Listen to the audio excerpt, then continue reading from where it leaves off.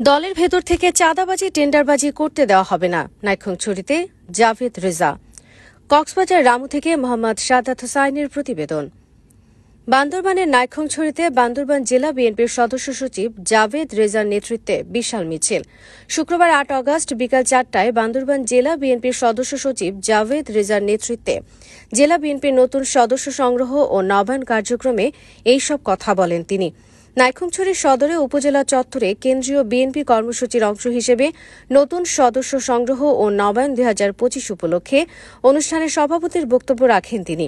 এ সময় বক্তব্য রাখেন বান্দরবান জেলা বিএনপির যুগ্ম আহ্বায়ক জসিম উদ্দিন তুষার ও জেলা বিএনপির নেতা আয়ুব খান, নাইক্ষ্যংছড়ি উপজেলার সাবেক সাধারণ সম্পাদক আব্দুল আলিম বাহাদুর, নাইক্ষ্যংছড়ি সদর ইউনিয়ন বিএনপির সভাপতি সাংবাদিক মোহাম্মদ ইউনুস, বাইশারী ইউনিয়নের সাবেক সভাপতি আব্দুল করিম বান্ডু, ঘুমধুম বিএনপির নেতা মাওলানা নুরুল হাসান আজাদ, উপজেলা যুবদলের সভাপতি আবু সুফিয়ান চৌধুরী, উপজেলা ছাত্রদলের আহ্বায়ক জিয়াবুল হক প্রমুখ।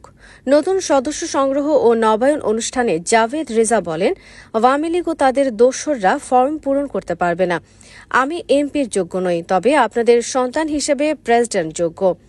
তিনি আরও বলেন, চোরকে এ দেশে আর সুযোগ দেওয়া হবে না। আপনারা মিলাদ পড়তে পারেন নাই, ঠিকমতো নামাজ পড়তে পারেন নাই। তিনি বলেন, বীর বাহাদুর মাঝে মধ্যে আসে, চোরের মতো তার বিরুদ্ধে ১২৭৩ কোটি টাকার মামলা হয়েছে। তার দোসরদেরকেও দুদকের মামলায় আনতে হবে। তিনি বিএনপির প্রসঙ্গে বলেন, বিএনপিকে শক্তিশালী করতে আপনাদের সকলের সহযোগিতা প্রয়োজন। আপনারাই বিএনপির মূল চাবিকাঠি। আগামী দিনে দেশনায়ক তারেক রহমানকে ক্ষমতায় আনতে হলে সকলে ঐক্যবদ্ধ হয়ে কাজ করতে হবে। তারেক রহমানের ৩১ দফা বার্তা ঘরে ঘরে পৌঁছে দিতে হবে। এ সময়ে তিনি আরও বলেন, দলের ভেতরে থেকে চাঁদাবাজি টেন্ডারবাজি কোনো অনিয়ম করতে দেওয়া হবে না। বিএনপিতে কোনো চাঁদাবাজি টেন্ডারবাজি দখলদার ব্যক্তির জায়গা হবে না।